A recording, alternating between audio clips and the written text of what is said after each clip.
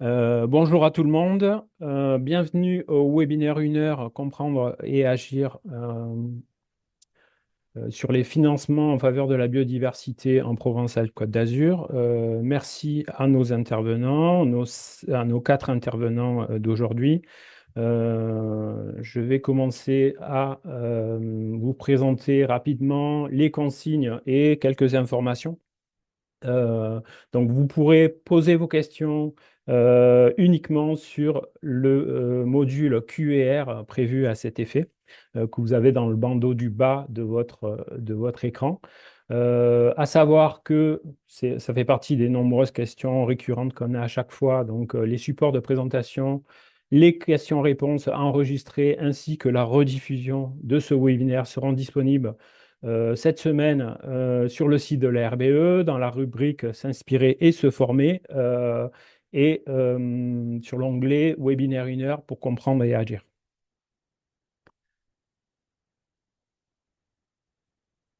Alors déjà, une brève présentation de la RBE pour les nouveaux connectés, hein, parce que vous êtes nombreux à vous être inscrits, et notamment des nouveaux. Donc, qu'est-ce que la RBE, Agence régionale de la biodiversité et de l'environnement? C'est d'abord un collectif. C'est un établissement public de coopération environnementale depuis juin 2023. C'est une structure qui existe depuis 1979. Dans cet EPCI, établissement public de coopération environnementale, il y a 19 structures qui la composent avec des membres financeurs et des membres associés que vous voyez ici. Et la RBE, c'est aussi un opérateur qui agit et qui s'inscrit dans différentes stratégies, à la fois au niveau national, la stratégie nationale biodiversité 2030, au niveau régional, au niveau de la stratégie régionale biodiversité et la COP régionale.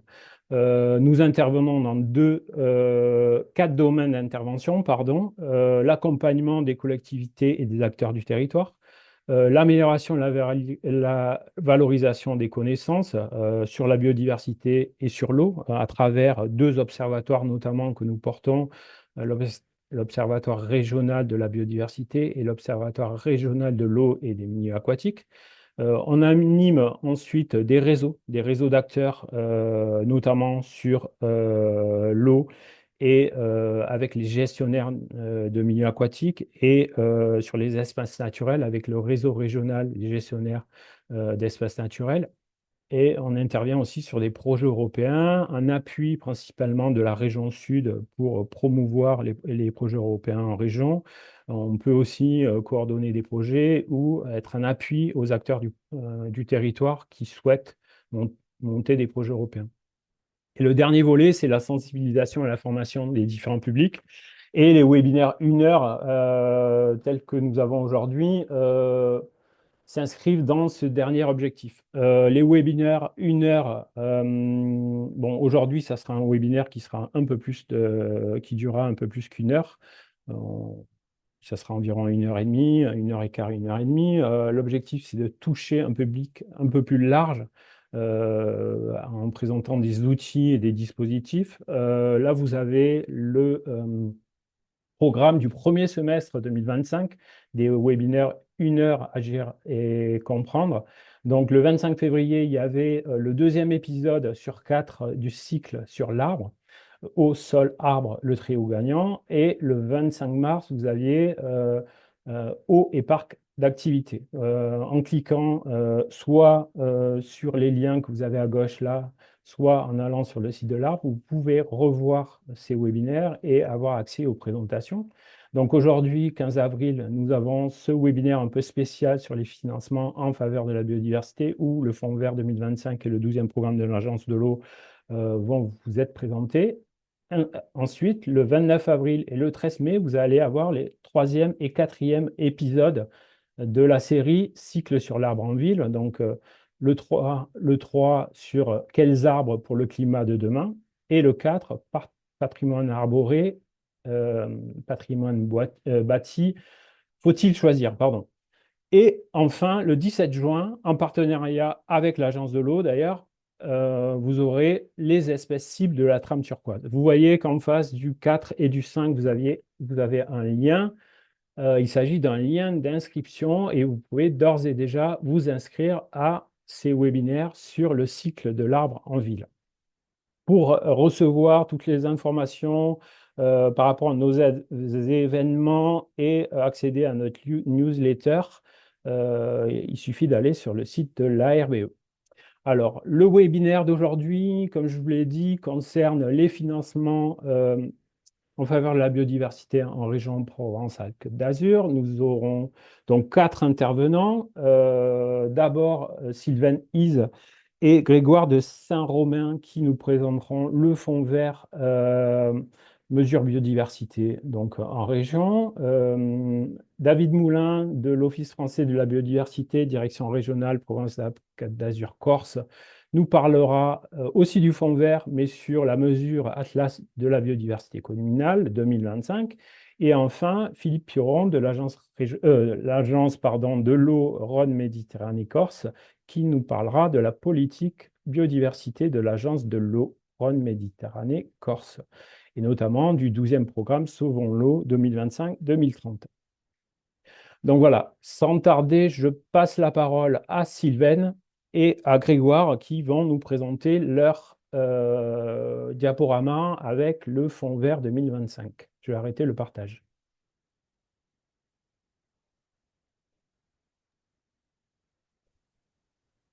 Bonjour, je suis Grégoire de Saint-Romain, le chef du service biodiversité, eau et paysage de l'Adré-Alpaca. Et donc je présente les 2 premières diapositives avant de passer la parole à Sylvaine. Et en tout premier, je voulais remercier la RBE de nous proposer ce moment dédié au financement qui est important pour tout le monde. Euh, donc le fonds vert, vous connaissez tous parce que ça fait déjà plusieurs années qu'il est en place. Cette année, on a donc 20 thématiques dans le fonds vert piloté par l'État. Il y en a 3 qui sont nouvelles. Donc je vous laisse lire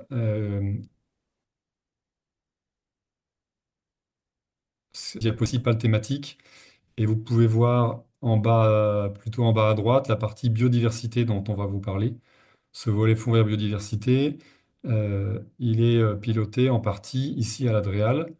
Je me permets quand même de souligner une des 3 nouvelles mesures qui est celle que vous voyez au milieu, la soutien à la transition et à la planification écologique des espaces, des activités et des espaces maritimes et littoraux.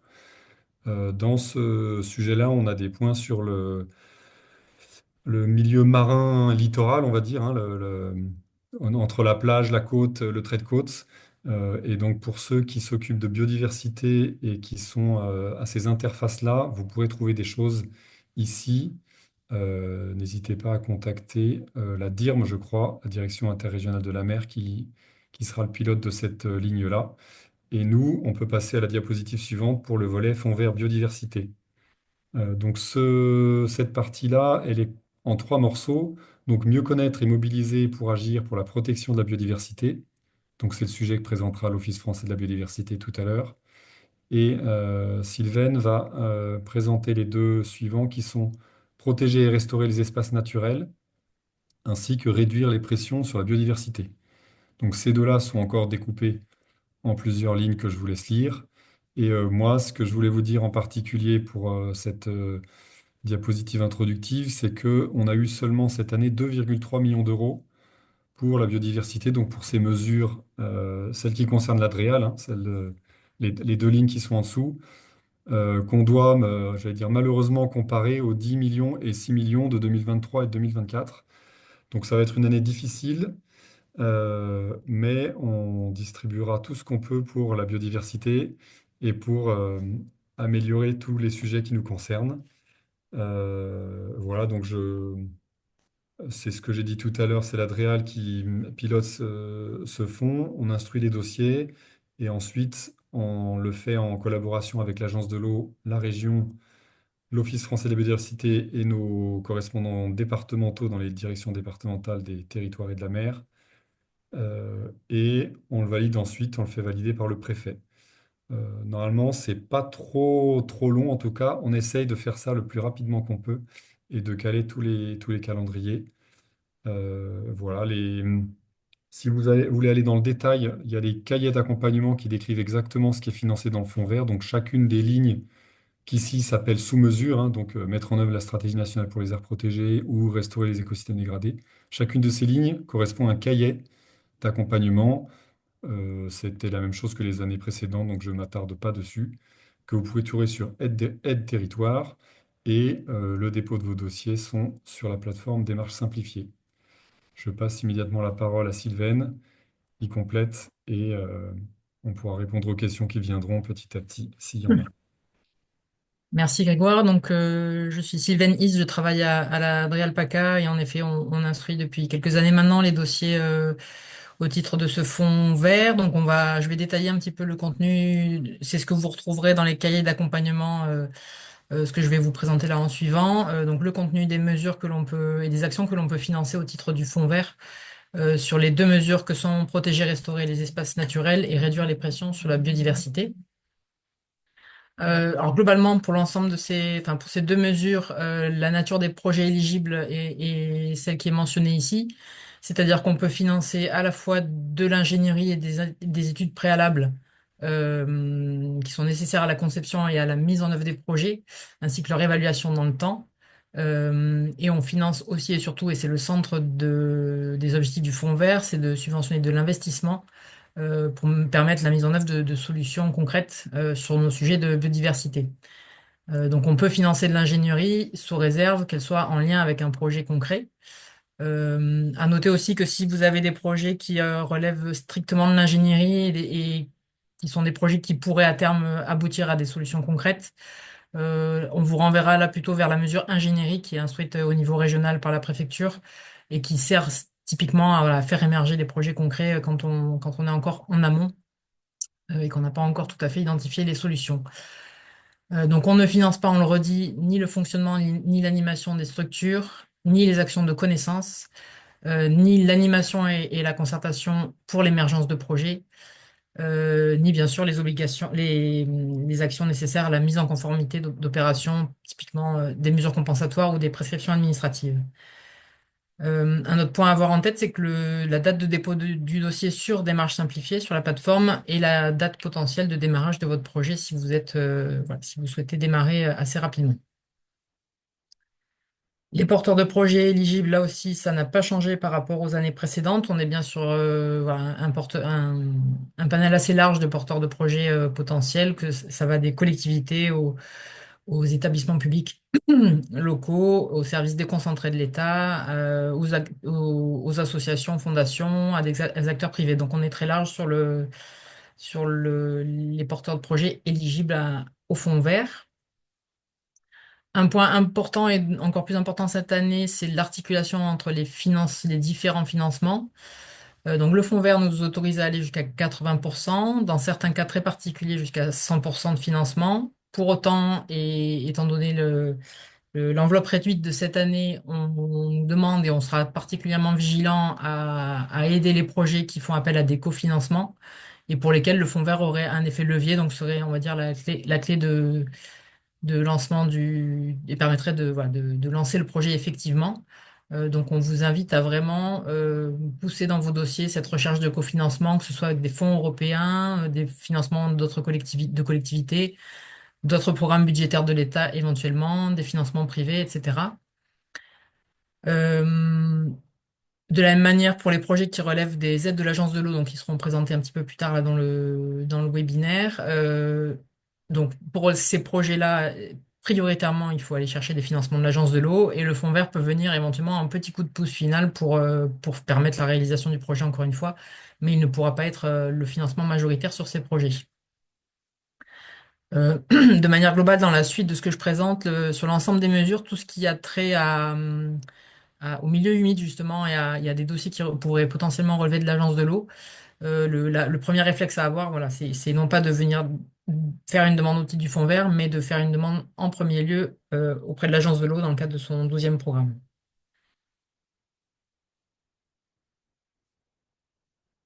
Alors pour entrer sur la première mesure qui est protéger, restaurer les espaces naturels, on a donc plusieurs axes sur cette mesure. Le premier, c'est la sous-mesure mettre en œuvre la stratégie nationale pour les aires protégées. Euh, Ici, donc cette mesure, elle vise à pouvoir éventuellement appuyer des opérations de maîtrise foncière pérennes, donc des acquisitions foncières. Le cahier d'accompagnement cible les conservatoires d'espaces naturels régionaux en priorité, mais pour autant d'autres porteurs peuvent être ciblés aussi, peuvent être éligibles aussi, pardon. Euh, Cette action, elle permet aussi éventuellement de mener des actions de gestion qui viseraient à renforcer le statut de l'aire protégée, c'est-à-dire de passer d'une aire protégée à une zone de protection forte. On est là vraiment dans les objectifs de la stratégie nationale qui est la couverture du territoire par 10% d'espace en zone de protection forte. Et donc cette mesure, elle vise à appuyer cette évolution et l'atteinte de ces objectifs. Le troisième point que l'on peut financer, là aussi toujours dans l'idée d'avancer sur les zones de protection forte, ça serait des actions d'investissement et d'intervention pour l'élaboration et la bonne mise en œuvre des plans de gestion des zones de protection forte. Et là, c'est assez large, ça inclut à la fois des études de l'acquisition de matériel, des actions de restauration et de protection directe sur le terrain, et éventuellement des opérations aussi sur le patrimoine bâti ou naturel. Donc on est ici vraiment sur la mise en œuvre des documents de gestion des zones de protection forte et cela exclut la mise en œuvre des plans de gestion des aires protégées qui ne sont pas éligibles à cette mesure. En dehors de, bien sûr, des autres mesures qu'on présentera, des autres sous-mesures, pardon, que je présenterai après, qui sont par thématique particulière, typiquement les espèces exotiques envahissantes. Et donc ici, on est vraiment sur les zones de protection forte. Et pour ce qui est du milieu marin, on peut aussi financer dans les zones de protection forte le retrait d'épaves ou de navires abandonnés qui pourraient présenter une menace pour le milieu marin en termes de pollution. Sachant que là aussi, il faudra faire le lien éventuellement avec l'autre mesure qui a été évoquée au démarrage, qui est pilotée par la DIRM, la nouvelle mesure 2025 sur le milieu marin. Donc sur cette action, on priorisera bien sûr donc les projets qui ont trait à l'extension du réseau de zones de protection forte ou à sa bonne gestion. Et notamment, on pourra se référer, enfin vous pouvez vous référer au plan d'action régional qui décline la stratégie nationale air protégée en région où on a listé donc une série de projets et d'actions à mettre en œuvre dans le cadre de la stratégie. La deuxième mesure sous-mesure, pardon, de ce premier cahier, c'est la restauration des écosystèmes terrestres et marins. Donc ici, on est sur des actions, là aussi, le financement d'actions d'investissement et l'intervention pour des opérations de restauration, de valorisation et de requalification du patrimoine naturel et paysager. On peut aussi être sur l'accompagnement de mesures qui viseraient à réduire les pressions sur ces milieux, donc réduire la cause de la dégradation. Et on peut aussi financer l'établissement de contrats ORE, obligations réelles environnementales, pardon, s'ils comprennent des mesures de restauration. Donc, on ne finance pas sur cette sous-mesure les projets en zone de protection forte qui relèvent de la sous-mesure précédente et les projets qui visent d'autres sous-mesures, typiquement la mise en œuvre des plans nationaux d'action, les continuités écologiques, etc., qui viennent, que je vais vous présenter en suivant. Voilà, mais on est sur des opérations de restauration écologique. De la même manière, on pourra prioriser les projets en fonction des habitats des espèces qu'ils ciblent, avec l'objectif de prioriser les habitats d'intérêt communautaire, les habitats d'espèces d'intérêt communautaire et habitats marins.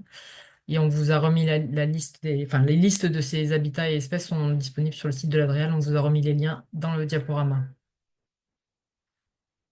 La deuxième mesure, c'est donc la réduction des pressions sur la biodiversité qui comprend quatre sous-mesures. La première, c'est le financement donc, des actions prévues dans les plans nationaux d'action en faveur des espèces menacées.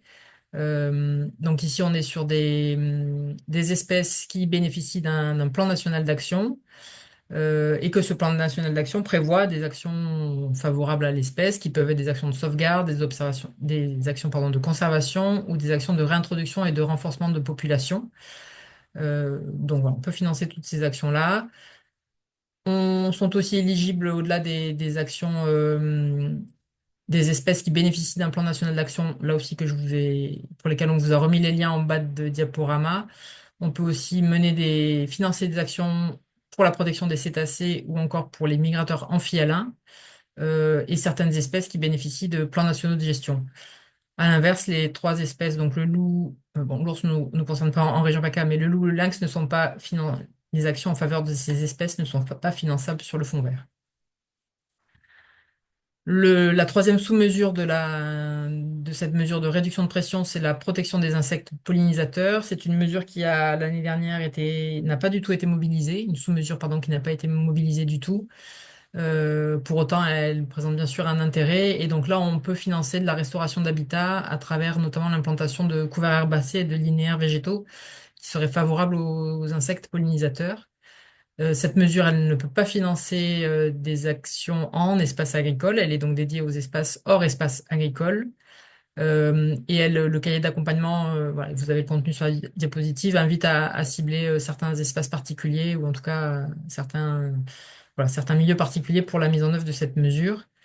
Et là aussi, les critères donc de priorisation seront à la fois la dimension du projet, la question des continuités écologiques et des connexions écologiques, ou encore la contribution éventuelle du projet à d'autres enjeux type désartificialisation du territoire, etc.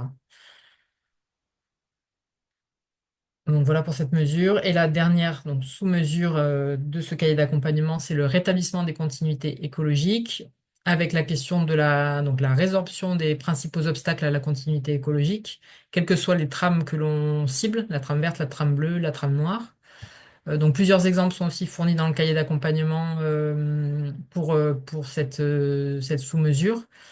C'est bien sûr des opérations qui peuvent être importantes de restauration des continuités au-dessus des infrastructures linéaires existantes, la résorption de points noirs qui auraient été identifiés, des points noirs de continuité écologique identifiés, la restauration de milieux naturels dans des zones agricoles ou des zones forestières éventuellement dégradées, ou encore la réduction de la pollution lumineuse dans une approche voilà, liée à la trame noire. Euh, pour les actions de cette sous-mesure qui porterait plutôt sur les milieux urbains ou villageois, donc on vous renvoie là aussi à la mesure dédiée renaturation des villes et villages, qui je crois est instruite par les préfectures de département, mais à la limite c'est transparent pour les utilisateurs puisque vous avez simplement à déposer votre demande sur démarche simplifiée. Mais donc il y a une mesure dédiée pour la question des continuités en ville. Et de la même manière, les opérations sur le réseau autoroutier concédé ne sont pas éligibles au fonds vert. La priorisation, elle se fera de ces projets, elle se fera en fonction du positionnement du projet, des milieux qui l'impactent, éventuellement des secteurs prioritaires, du positionnement du projet en secteur prioritaire qui a été identifié au sein du SRADET. Donc les projets dans ces secteurs seront là aussi à prioriser, et éventuellement d'autres critères en fonction voilà, des effets cumulés sur plusieurs sous-trames ou encore des espèces qui sont concernées par le projet. Donc voilà pour cette dernière sous-mesure. Non, pardon, il y en a une dernière, donc qui est la lutte contre les espèces exotiques envahissantes. Donc ici, on est sur des opérations locales de gestion ou d'éradication de ces espèces envahissantes, à la fois végétales ou animales, avec quelques contraintes sur les actions qui peuvent être menées en termes de lutte.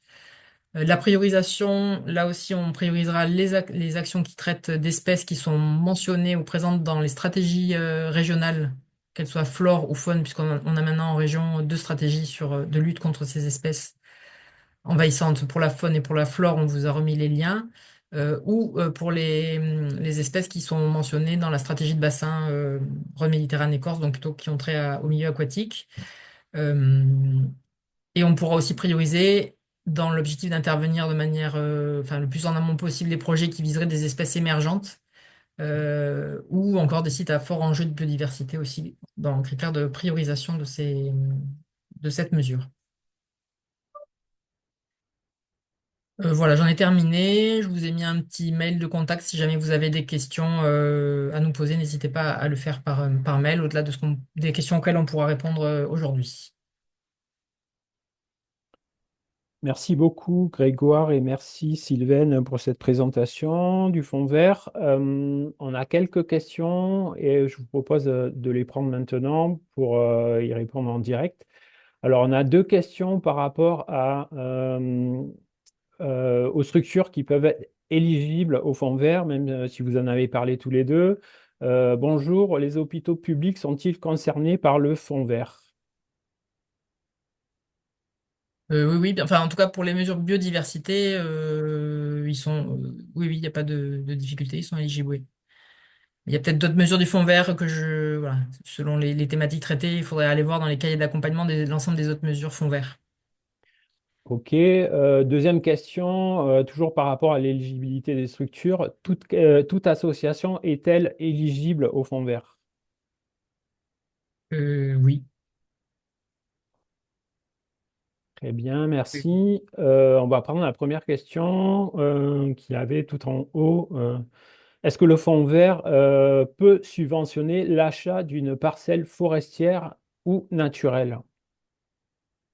C'est ce que oui, c'est prévu dans la mesure protéger et restaurer la nature, les espaces naturels, avec donc le bémol que cette mesure, elle vise à augmenter la superficie d'espace qui est en protégé et en zone de protection forte.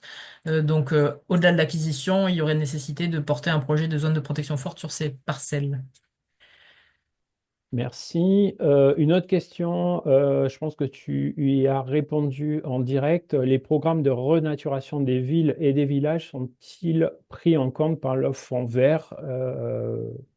Donc, il y a une mesure dédiée pour ces sujets-là, qui n'est pas la mesure, qui ne relève pas des mesures biodiversité et qui relève du fonds vert aussi. Vous les trouvez de la même manière sur le site Aide et Territoires sans problème. On vous me remettra les liens, soit dans le chat, soit dans le diaporama ou le mail de retour. Une autre question, je lis retrait d'épave bateau sur le littoral est éligible en mer. Qu'en serait-il d'enlèvement d'épave aux abords d'un fleuve ou lac ou dans le milieu? Euh, c'est pas mentionné. Je dirais que si l'action elle permet de la restauration écologique, donc l'amélioration d'un site par l'arrêt de la dégradation, ça pourrait être éligible à la mesure restaurer les espaces naturels. Voilà, mais après, il n'y a pas de mesure dédiée au retrait d'épave, comme c'est le cas pour le milieu marin, pour le coup, il n'y a pas l'équivalent sur les eaux douces. Merci. Il y a une question par rapport aux dates de passage des projets en commission fonds vert. Est-ce qu'on a une idée des dates de projets de passage? Non, à ce stade, on n'a pas encore établi de calendrier pour l'instruction des dossiers. Donc, c'est une instruction qui se fait au fil de l'eau. Il n'y a pas de date de relève, en tout cas pour l'instant, des dossiers sur démarche simplifiée. Voilà, on va essayer de s'organiser pour faire au mieux, au plus vite. Je Est-ce... permets de Oui. compléter un tout petit peu par la force des choses. Comme le budget, comme je disais tout à l'heure, est quand même assez réduit. Plus vous arriverez tard dans l'année, moins il y a de chances qu'on est instruit, puisque comme c'est au fil de l'eau, on ne réservera pas une enveloppe en disant, tiens, sur tel sujet, j'ai encore eu personne qui m'a demandé sur tel sujet, donc ça va. Voilà. Après, oui, voilà, c'est tout. On le verra avec les ABC, justement, David vous en parlera, il y a des dates pour la mesure ABC. Euh, on le verra dans la présentation suivante. Une autre question, y a-t-il un montant minimum pour les projets et un maximum? Alors, il n'y a pas de maximum au-delà de l'enveloppe que l'on a au niveau régional.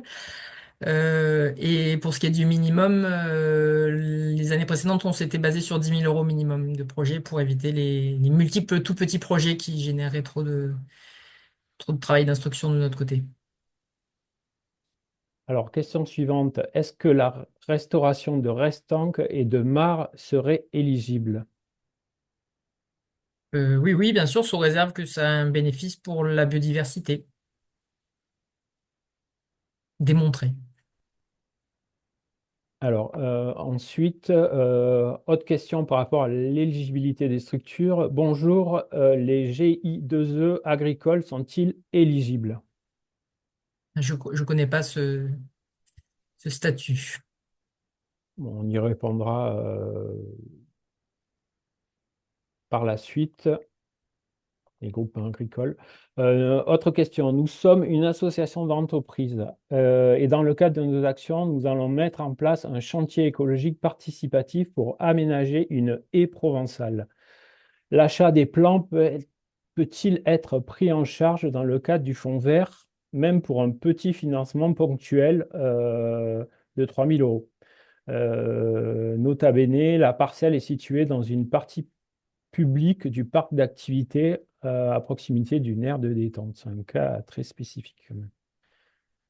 Euh, L'achat de plan est-il éligible oui, oui. Après, un projet à 3 000 euros, c'est vrai que c'est pas trop le type de projet qu'on attend. Et alors, pour le coup, il faudrait le cibler sur la mesure pollinisateur, je pense. Ça peut être peut-être de manière plus globale, on peut aussi avoir en amont du dépôt de vos dossiers, n'hésitez pas à nous contacter par mail et on peut avoir un échange préalable pour voir si le projet semble éligible avant de voilà, que vous vous lanciez dans le dépôt du dossier sur démarche simplifiée. Une question sur les espèces exotiques envahissantes faune. Seules des opérations de lutte sont-elles financées? Est-ce possible de financer une étude d'élaboration de stratégie aussi? Non. On est vraiment sur de l'intervention, sur la lutte contre les envahissantes. Ok, on va prendre les dernières questions. L'enlèvement de filets perdus peut-il être pris en compte? Donc j'imagine que c'est des filets perdus en mer. Je crois qu'on a eu financé ce type d'action, à voir là si ça serait entre la mesure biodive ou la mesure pilotée par la DIRM au niveau de la façade, qui aurait une cohérence à aller. Et sachant aussi, je crois que c'est éligible à des contrats Natura 2000. Donc il y a d'autres financements mobilisables sur ce type d'activité. On va prendre les deux dernières questions parce que ensuite il va falloir enchaîner avec la présentation des ABC. Est-ce que l'aide s'ajoute à celle de l'Agence de l'eau? C'est ce que j'évoquais Oui. en début, l'idée d'aller mobiliser des cofinancements. Donc, en priorité, si vos projets sont éligibles au financement Agence de l'eau, il faut aller chercher les financements Agence de l'eau, pardon. Et le fonds vert peut venir éventuellement un peu compléter si, il entre dans les thématiques, si le projet entre dans les thématiques que l'on peut financer. Alors, il y a une dernière question. Oui, merci de poser vos questions dans le module QR. C'est la même question qui est dans le chat là. Bonjour, est-ce que les projets d'éradication des rats noirs en milieu insulaire sont-elles éligibles? Sachant que le rat noir est introduit en milieu insulaire et impacte la reproduction et la survie des espèces protégées. Oui, oui, oui, c'est éligible puisqu'on est sur de la restauration finalement des bonnes conditions de vie d'espèces protégées, d'espèces d'intérêt. Donc, oui, oui, ça serait certainement éligible. Merci bien. Je pense qu'on a fait le tour du... Ah oui, il y a une question, après on s'arrête. Une nouvelle question. Bonjour, une copropriété de plusieurs hectares et centaines de lots est-elle éligible? Je ne comprends pas très bien la question. Est-ce que vous pouvez reformuler la question? Parce qu'une copropriété est-elle éligible? Les Voilà. privés sont éligibles, donc j'imagine que oui, mais à voir sous quelle forme administrative. Ok, merci pour ces réponses. On va passer à la présentation maintenant de David Moulin de l'Office français pour la biodiversité sur les atlas de biodiversité communale. À toi, David. Bien, bonjour. Merci de me passer la parole à la suite donc de la présentation des deux mesures, des deux premières mesures donc du fonds vert. Donc, celle que je vais vous présenter concerne ce qui est plus communément appelé les atlas de la biodiversité communale, donc, mais qui, dans la aide des territoires, est identifié comme mieux connaître et mobiliser pour la biodiversité. Donc, c'est un dispositif qui est piloté par l'Office français de la biodiversité au niveau national. Je le précise, puisque donc dans l'instruction, ça se fera au niveau donc national, après un jury de présélection donc en région, qui rassemble notamment donc l'agence régionale de la biodiversité et de l'environnement, l'ADREAL, la région et également l'agence de l'eau. Donc ce dispositif, il est en place depuis plusieurs années. Actuellement, donc il y a 74 projets qui ont, attendez, il y a un petit problème de, voilà, 74 projets qui sont en cours en Provence-Alpes-Côte d'Azur et qui concernent 235 communes, soit 24% du territoire régional. Ce dispositif est un dispositif de projet de territoire à l'échelle donc de collectivités, que ce soit donc des communes ou des communes ou même des agglomérations. Et c'est une démarche globale en faveur de la préservation de la biodiversité qui s'appuie sur trois axes. et qui sont indissociables et complémentaires, à savoir donc l'amélioration de la connaissance de la biodiversité à l'échelle donc d'un territoire communal ou intercommunal, par la réalisation donc d'un diagnostic écologique et d'une cartographie des enjeux concernant la biodiversité à l'échelle d'une commune. Et quand je dis enjeux, il s'agit d'identifier donc les pressions qui peuvent s'exercer sur ces milieux et cette biodiversité. Il s'agit d'identifier ce qui peut être gagné ou perdu en termes de préservation et de traduire ces enjeux en objectifs. Et c'est une démarche qui est préopérationnelle. Il ne s'agit pas d'acquérir de la connaissance pour uniquement améliorer la connaissance, mais bien pour préserver la biodiversité à l'échelle de territoires communaux ou intercommunaux. Et pour que cette préservation de la biodiversité soit appropriée par ceux qui vivent sur ce territoire communal, il y a donc un axe de mobilisation qui vise à mettre en œuvre un certain nombre d'outils à la fois de sensibilisation à l'interne de la collectivité, donc des agents de la collectivité, mais aussi des élus et des habitants du territoire, que ce soit donc les enfants, mais aussi les acteurs socioprofessionnels, qui peuvent être donc les acteurs du monde agricole, par exemple, de manière à ce que cette démarche de préservation de la biodiversité puisse être partagée par tous les acteurs de ce territoire. Et cette démarche, elle a une visée opérationnelle et elle doit se traduire par l'élaboration d'un plan d'action qui sera conduit à l'échelle de la collectivité, par celle-ci et aussi par les acteurs du territoire, hein, que ce soit les associations ou les acteurs socioprofessionnels. Donc, c'est une approche donc, globale de préservation de la biodiversité. Et j'insiste bien sur le fait que ces trois axes sont complémentaires et indissociables pour l'élaboration d'un atlas de la biodiversité communale ou intercommunale. Je le disais, donc, c'est un dispositif qui existe maintenant depuis plus de 5 ans, qui couvre effectivement de nombreuses communes sur tout le territoire national, hexagonal et outre-mer. Vous pouvez le voir sur la carte, de nombreux projets, je l'ai dit, plus de 74 sont conduits en Provence-Alpes-Côte d'Azur. Alors, vous pourriez vous poser la question, mais pourquoi faire un atlas de la biodiversité communale à l'échelle donc d'une commune? Alors, je l'ai dit, en tout premier lieu, il s'agit donc d'avoir une démarche de diagnostic des enjeux de préservation de la biodiversité à l'échelle donc d'une commune. Et ce diagnostic s'appuiera sur donc des inventaires, sur l'identification des pressions qui s'exercent sur la biodiversité. Donc ça, c'est une première raison. La deuxième, c'est de pouvoir valoriser le patrimoine naturel et du vivant à l'échelle d'une commune en impliquant donc ceux qui vivent sur le territoire et donc habitants et acteurs socioprofessionnels et donc les impliquer dans cette démarche-là. C'est une autre raison fondamentale. Et un ABC, même si vous êtes invité à identifier des groupes d'espèces à inventorier qui seraient méconnus, repose d'abord sur un état de la connaissance préexistante à l'ABC et vise aussi à se préoccuper de la fonctionnalité des milieux naturels présents sur une commune, mais aussi donc, de tout ce qui concerne les trames écologiques. Sylvaine l'a évoqué par rapport à d'autres mesures.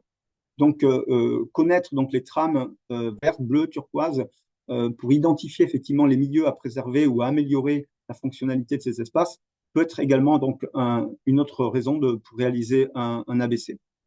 Alors, j'insiste sur le fait que réaliser un ABC ne se substitue pas aux études réglementaires qui peuvent être conduites dans le cadre de l'élaboration d'un document d'urbanisme, ne se substitue pas non plus donc, aux différentes études d'impact, d'incidence qui pourraient être nécessaires pour la réalisation d'un projet. Pour autant, réaliser un ABC peut être effectivement un élément de prédiagnostic préalable à ces projets. Et on insiste bien sur le fait qu'il y a un objectif d'appréhender la réalisation d'un ABC dans le cas notamment donc, des politiques publiques communales ou intercommunales en matière donc, d'aménagement du territoire et d'urbanisme en particulier. Il s'agit donc de faire de cet ABC ou de ces ABC un enjeu partagé pour le territoire avec les acteurs du territoire. Pour rentrer dans le vif du sujet sur les modalités d'aide dont les porteurs de projets peuvent bénéficier, Donc, je le rappelle, les porteurs de projets sont les collectivités et établissements publics de coopération intercommunale, mais également, ça peut être donc les parcs naturels régionaux ou nationaux qui peuvent, pour le compte de plusieurs collectivités, être animateurs et porteurs d'ABC à l'échelle de plusieurs communes. Le taux d'aide, comme l'a dit Sylvain pour les autres mesures, est également de 80% maximum. Avant que vous posiez la question, le coût moyen d'un ABC à l'échelle d'une commune est en gros de 40 000 euros, le budget total. Et sachant que pour plusieurs, à l'échelle d'une intercommunalité, d'une agglomération, ça peut aller à de 300, voire même parfois 400 000 euros. C'est un projet qui s'étale sur 36 à 48 mois, puisque comme je l'ai évoqué, c'est une démarche donc, de projet qui implique de mettre en œuvre donc, des inventaires lors des différentes périodes biologiques des groupes taxonomiques qui sont des groupes d'espèces qui sont ciblés, mais qui visent aussi à mobiliser les habitants. Donc ça s'inscrit dans la durée. Et donc ça, c'est un point important. Bien évidemment, le règlement administratif, les différentes annexes à consulter pour concevoir votre projet et le déposer sur démarche simplifiée. Vous trouverez donc l'ensemble de ces pièces sur la plateforme Aide et Territoires, ainsi que toutes les annexes à consulter. Il est prévu à ce jour 2 relevés de dossiers. Donc le premier, le 21 avril, minuit, et le second au 15 juin. Il est probable qu'il y ait un 3e relevé donc, de dossiers déposés, mais à ce jour, je ne peux pas vous le confirmer. Donc, je vous invite, pour ceux qui souhaiteraient déposer un projet, à le faire au mieux le 21 avril, au plus tard le 15 juin, sachant que à la différence des mesures dont les montants des dotations sont à l'échelle régionale, là, le montant de la dotation est national. Donc, à ce jour, la dotation est de 8 millions d'euros pour tout le territoire français hexagonal et outre-mer. Et donc, ce qui conduit à une présélection en région et à une sélection nationale avant l'annonce des résultats des dossiers qui seront lauréats donc, de cet appel à projet. Voilà pour ce qui est effectivement, donc, sachant qu'il y a un plafond d'aide de subvention, donc c'est la subvention maximale pour les dossiers donc, intercommunaux ou de métropole est de 250 000 euros. Ça ne peut pas aller au-delà. Que dire d'une particularité de cette campagne 2025 qui met en avant le fait que les projets sont invités dans une démarche volontaire, il n'y a aucun caractère obligatoire, à élaborer des projets qui amènent à renforcer donc, les liens entre humains et non humains. Vous le verrez, il s'agit, comme je le dis, d'une démarche de préservation de la biodiversité, mais les humains et les non-humains, que sont les animaux, les végétaux, font partie du vivant, et il s'agit là donc de renforcer le levier notamment de la mobilisation pour réinterroger et puis s'approprier, se reconnecter à la nature et au vivant au travers donc des ABC. Et terminerai sur l'illustration de comment mettre en œuvre donc cette démarche avec cette particularité 2025 des rapports au vivant dans les ABC. Il s'agirait, dans un premier lieu, en termes d'interrelation entre les humains et les non-humains, de développer donc les perceptions et les attachements que les acteurs du territoire peuvent avoir avec le patrimoine vivant qu'il y a sur une commune. Et cela peut se faire au travers donc, des savoir-faire, notamment donc, y compris des démarches intergénérationnelles qui permettraient donc, voilà, de partager les relations avec le vivant qui ont pu avoir lieu il y a une 50aine d'années et maintenant. Il s'agit aussi de pouvoir mobiliser les approches artistiques, notamment au travers des récits, des contes, qui lient effectivement les humains aux non-humains. Pour donner un exemple, il me viendrait à l'idée, donc, par exemple, d'évoquer Jean Giono avec effectivement l'homme qui plantait des arbres, qui parlera aux Provençaux et à cette relation donc humain-non-humain, donc y compris au pastoralisme. Et enfin, donc intégrer les relations aux autres humains dans l'aménagement et la gouvernance des territoires, l'aménagement, je donnerai un exemple. Dans les centres anciens, effectivement, on voit durant la période estivale, donc les martinets et les hirondelles, qui font partie des espaces de vie et qui donnent vie effectivement au centre urbain. Donc là, il y a un intérêt, il y a bien une relation effectivement à cette espèce et à la nécessité de prendre en compte donc, dans les travaux de rénovation la préservation de cette espèce. Donc voilà deux, trois exemples qui pourraient peut-être vous inspirer. J'en ai terminé pour ma présentation. Merci beaucoup, David, pour cette présentation sur les atlas de biodiversité communale. On a deux questions par rapport aux ABC et ensuite on prendra une question qui n'a pas été répondue précédemment. Alors, la question est, est-ce que le Fonds vert peut financer des études complémentaires, entre parenthèses, inventaire fait il y a plus de 5 ans après la réalisation d'un ABC? Alors, je l'ai dit, les ABC, c'est un projet. Il ne s'agit pas donc uniquement de mettre en œuvre des études d'amélioration de la connaissance. Donc, si le projet porte uniquement sur la réalisation d'inventaires complémentaires, ça ne pourra pas rentrer dans le cadre donc du financement d'un ABC. Par contre, s'il y a effectivement, notamment en lien avec les relations humaines-non humaines, la volonté donc d'apporter un nouveau regard et de mener des inventaires dans ce cadre-là, c'est envisageable, mais pas pour la réalisation d'études uniques et exclusives sur l'amélioration de la connaissance. Très bien, c'est très clair, merci. Alors, une autre question. Étant une structure associative développant un projet avec des collectivités et gestionnaires d'espaces naturels, quelle est la démarche pour obtenir une aide et avoir l'OFB en tant que partenaire? C'est un peu plus large que les ABC. Alors, l'OFB n'est pas partenaire. L'OFB est un opérateur donc de l'État. Il ne s'implique pas à proprement parler comme partenaire des projets portés par les associations ou les collectivités locales. Donc, voilà. Après, je vais mettre effectivement mes coordonnées dans le question-réponse pour qu'éventuellement la personne puisse préciser la nature du projet, mais pour lui apporter des éléments ou la réorienter.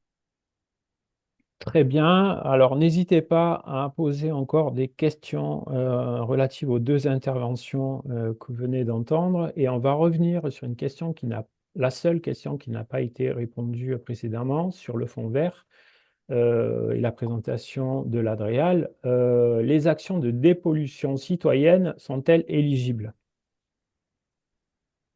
En première approche, je dirais que c'est pas la cible du fonds, sauf à ce que l'action en question, elle s'inscrive dans un plan de gestion de zone de protection forte, par exemple, ou dans une action de restauration écologique d'ampleur. Mais voilà, on ne soutient pas en effet les actions ponctuelles de dépollution citoyenne qui sont trop petites pour émarger au fond. Merci beaucoup. Il n'y a plus de questions. Donc, on va passer maintenant à la présentation de Philippe Pierron de l'Agence de l'eau Rhône-Méditerranée Corse, sur le 12e programme notamment. À vous, Philippe.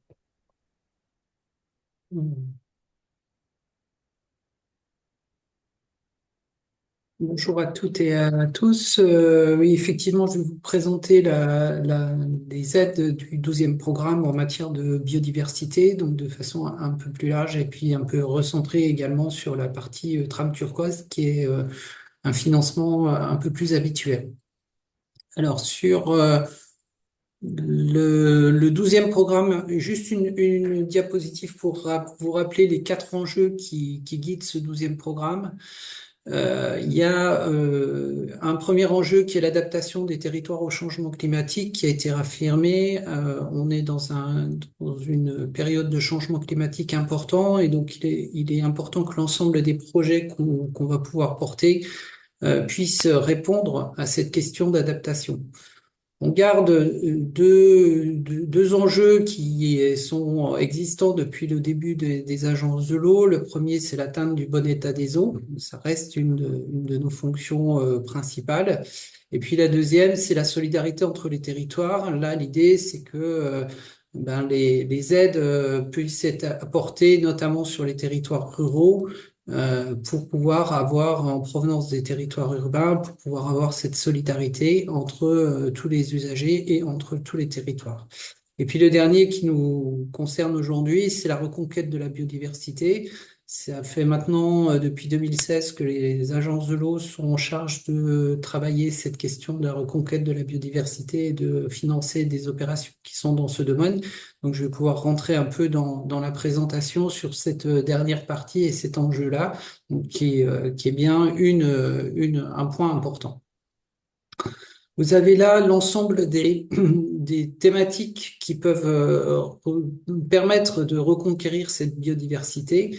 Le budget qui a été prévu pour l'ensemble du bassin Rhône-Méditerranée-Corse et sur les 6 ans du programme, donc 2025-2030, c'est 603 millions d'euros, soit environ 20% de l'ensemble du budget des aides de l'Agence de l'eau.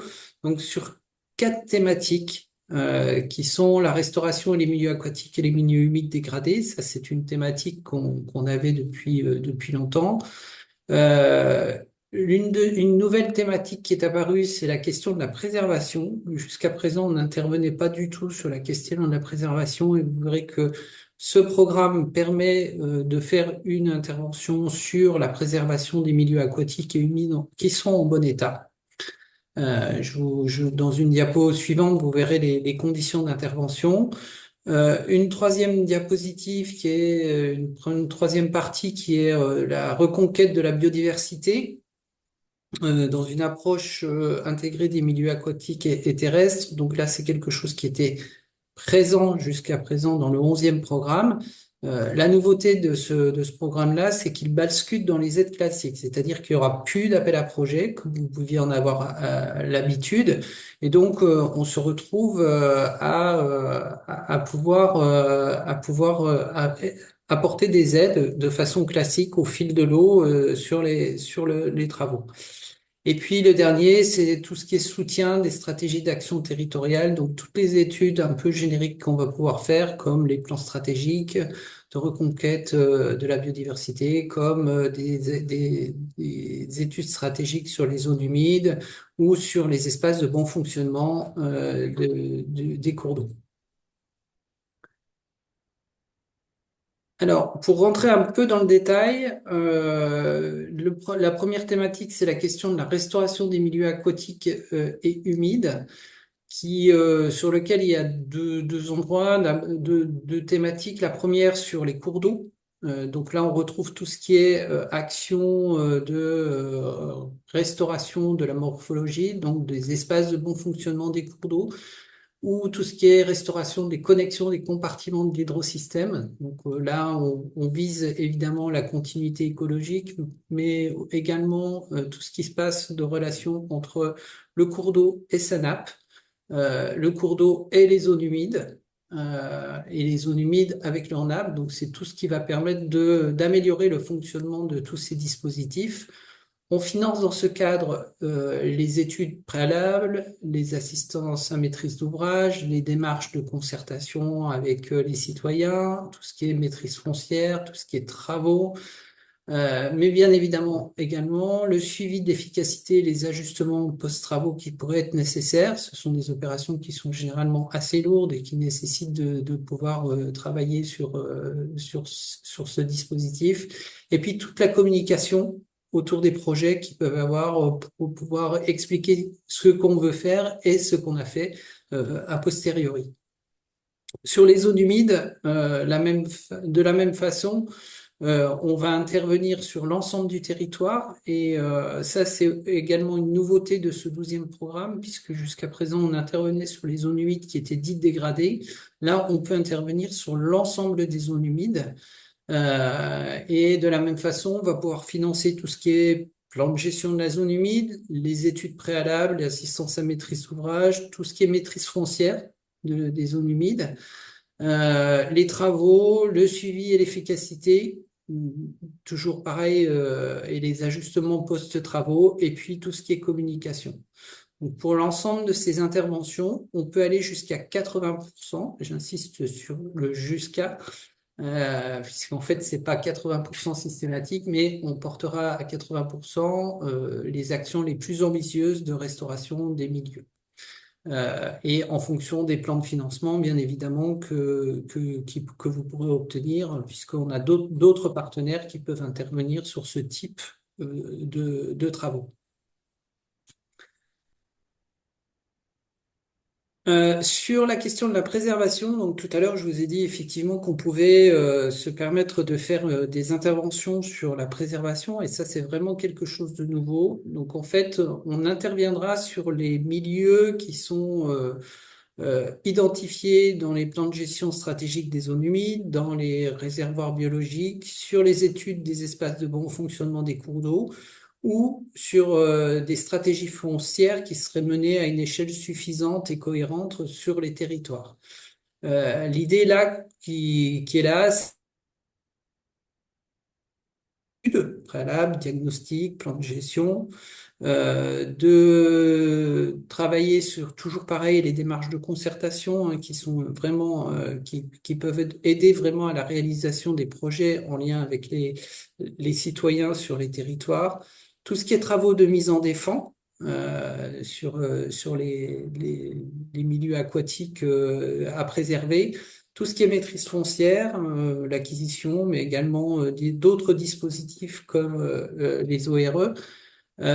Et bien sûr, tout ce qui est communication, sensibilisation liée au projet, et puis le suivi et l'efficacité, l'ajustement des travaux, des travaux après réalisation, si on s'aperçoit ce qu'on avait prévu ne fonctionne pas correctement. Donc voilà, donc ça c'est quelque chose de vraiment nouveau qui n'existait pas et qui est en fort lien, bien évidemment, avec toutes les interventions liées à la biodiversité. Quelque chose de plus classique que ce que vous pouvez connaître, donc c'est tout ce qui est reconquête de la biodiversité, notamment tous les travaux liés à la trame turquoise. Je reviendrai juste après pour expliquer ce qu'on met derrière cette notion de trame turquoise. Donc on est en fonctionnement en aide classique agence, que je vous disais tout à l'heure. Donc il n'y aura plus d'appel à projet, ça c'est important à bien le noter. Donc si vous avez l'idée des travaux en matière de trame turquoise, de la même façon, vous aurez à contacter l'agence et vos partenaires habituels. Je vous ai mis à la fin un certain nombre de liens vous permettant de nous contacter. Donc on a réservé une enveloppe de 60 millions sur 6 ans sur l'ensemble du bassin, sur spécifiquement cette trame turquoise. Vous voyez, hein, on a 600 millions pour l'ensemble des travaux que je vous ai présentés, dont 60 millions pour seulement la trame turquoise.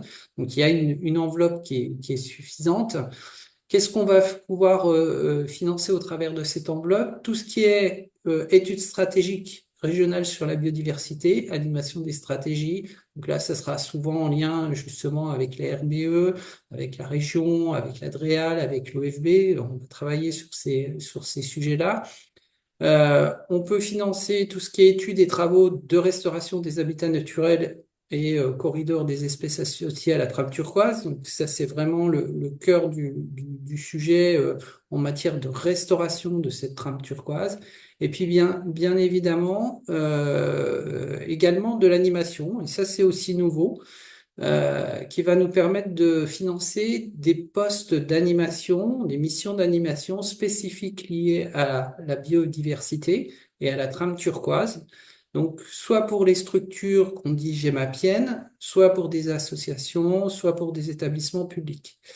Et on pourrait aussi financer dans ce cadre-là des têtes de réseau, mais là, c'est des choses à définir, puisque sur la région Provence-Alpes-Côte d'Azur, pour le moment, en matière de trame turquoise, il n'y a pas de tête de réseau. Voilà. Et de la même façon, le taux d'aide, comme l'ensemble des travaux en matière de biodiversité et protection des milieux aquatiques, on peut aller jusqu'à 80% en fonction de l'ambition des projets.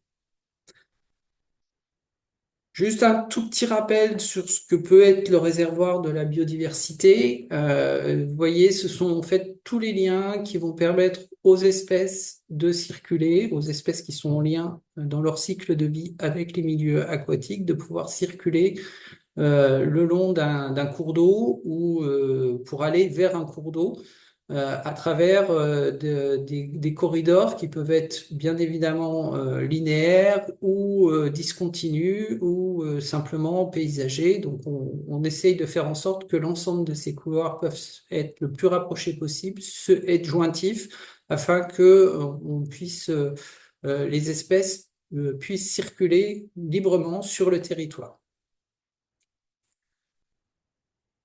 Alors, qu'est-ce qu'on peut financer sur cette trame turquoise? Tous les études, les travaux, l'animation, la communication, la maîtrise foncière, le suivi de l'efficacité, la valorisation des travaux, donc un petit peu tout ce que je vous ai déjà indiqué jusqu'à présent sur le reste des compartiments.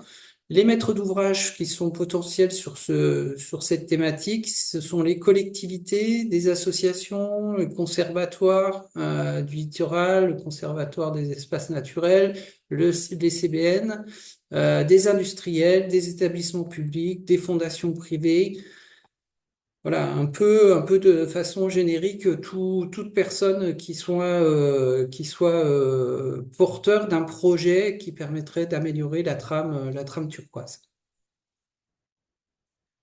Je vous ai mis un document de référence qui est un document qu'on a réalisé avec le CEREMA, qui permet de se dire finalement qu'est-ce que la trame turquoise, quelles sont les espèces qu'on vise au travers de cette notion de trame turquoise, comment on la caractérise, quels sont les habitats à restaurer, quels sont les acteurs qu'on peut associer dans un COPIL ou dans un COTEC, et quels sont les documents de référence ou autres qu'on pourrait retrouver. Donc là, dans ce document-là, vous avez un document un peu générique qui permettent d'avoir une notion de ce que peut être toute la trame turquoise. Et puis, je vous ai mis aussi le lien vers un film qui explique ce que c'est que la trame turquoise.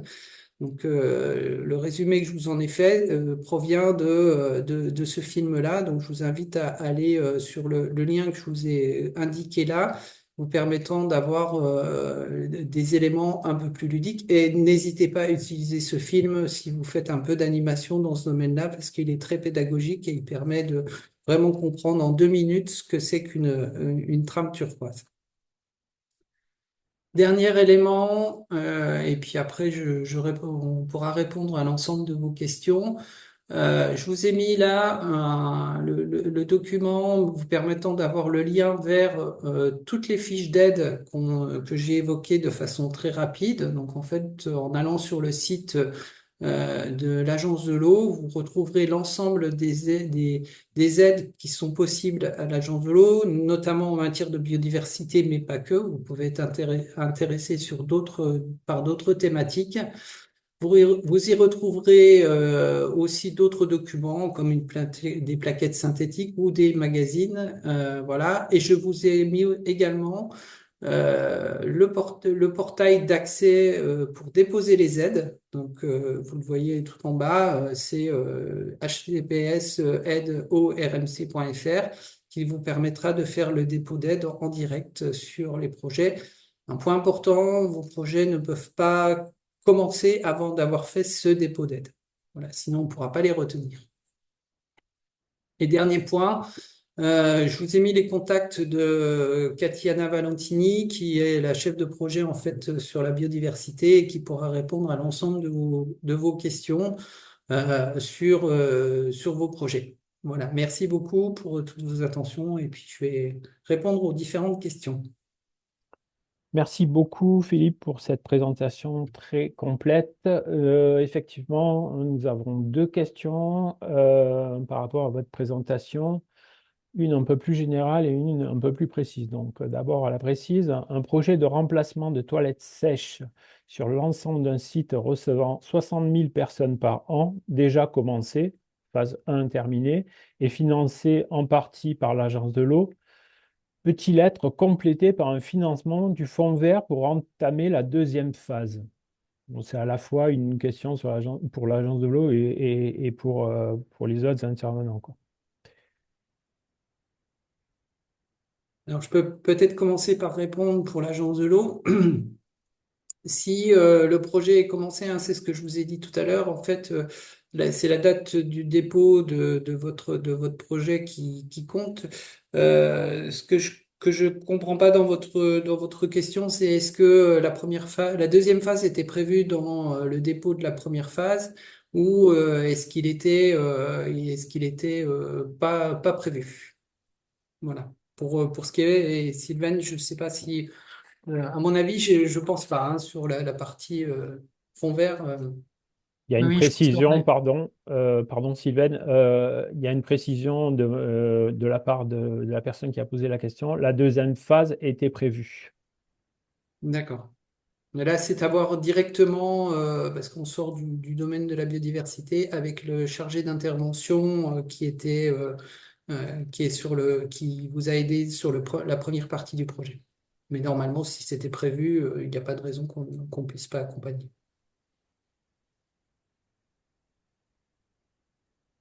OK, pas de complément. Une deuxième question. Nous sommes sur une commune traversée par de nombreux cours d'eau permanents ou saisonniers, traversant des zones partiellement agricoles et partiellement urbanisées. Pour la protection et la restauration de ce réseau et de ses composants, ces composantes, quel type de financement serait le plus adapté? Bon, ça, c'est une question un peu générale, on va dire. Hmm. Euh, alors, si on est sur des zones à préserver, il faudrait que ces zones soient bien identifiées au travers d'études, hein, c'est ce que je vous disais tout à l'heure, soit qu'elles soient bien identifiées sur des zones humides, enfin sur des plans de gestion stratégique des zones humides ou sur des espaces de bon fonctionnement des cours d'eau. Si c'est pas le cas aujourd'hui, après on peut être sur de la restauration. Et dans ce cas-là, éventuellement, le projet, il pourrait être éligible. Enfin, en tout cas, il faut qu'on puisse le regarder. Donc, je vous invite à contacter Katiana Valentini pour voir si votre projet il pourrait être éligible au titre de la restauration de la continuité écologique de la trame turquoise. Merci pour la réponse. Une autre question. Bonjour. Une étude sur la pollution lumineuse d'une ZAC située en bordure de Durance pourrait être éligible aux aides classiques de l'agence. Alors, effectivement, la trame noire fait partie des aides possibles dans le cadre de tout ce qui est trame turquoise, restauration de la trame turquoise, pardon, notamment si on est en bord de cours d'eau. Donc, l'étude est finançable. Et je ne sais pas, Sylvaine, si elle peut être aussi finançable dans le cadre du fonds vert. Et simplement l'étude, je pense pas, hein. Je pense pas. Sur la mesure ingénierie, si c'est une collectivité qui porte, oui, mais pas sur la mesure biodive. OK, vous avez répondu et merci les quatre intervenants là directement pour répondre aux questions, notamment une question sur les ABC, David, et le lien entre santé et biodiversité. Vous avez mis vos contacts aussi pour répondre à certaines personnes. Pour moi, j'ai pas de questions supplémentaires. Voilà. Si vous avez des dernières questions, on peut y répondre. Sinon, on peut clore. J'ai une dernière diapo et du temps que vous envoyez vos dernières questions, je vais partager mon écran une dernière fois et vous présenter cette dernière diapo. Alors, c'est une diapositive. Je ne sais pas si vous voyez mon écran, qui montre en fait l'onglet, la rubrique financement sur le site internet de l'Arbre, où effectivement vous avez le lien vers les différents cahiers de mesures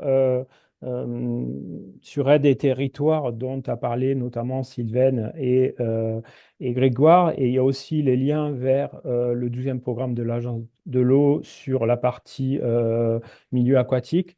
Donc, sur cette rubrique financement qui est en pleine évolution, hein, vous verrez pourquoi, il y a trois onglets. L'onglet financement public en région, où il y a un recensement de tous les appels à projets et dispositifs d'aide en région Provence-Alpes-Côte d'Azur.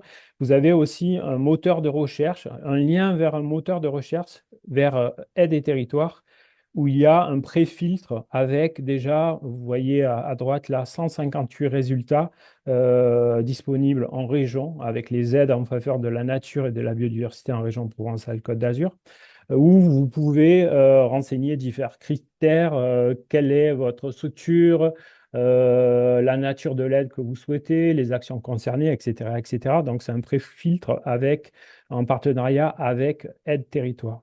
Le deuxième onglet, ce sont les financements européens. Vous en avez parlé, notamment sur le Fonds vert, où il y a un lien vers le site très bien fait Europe ma région sud.fr, piloté par la région Provence-Alpes-Côte d'Azur, où vous avez la liste de tous les appels à projets européens qui peuvent être mobilisés en région ou ailleurs.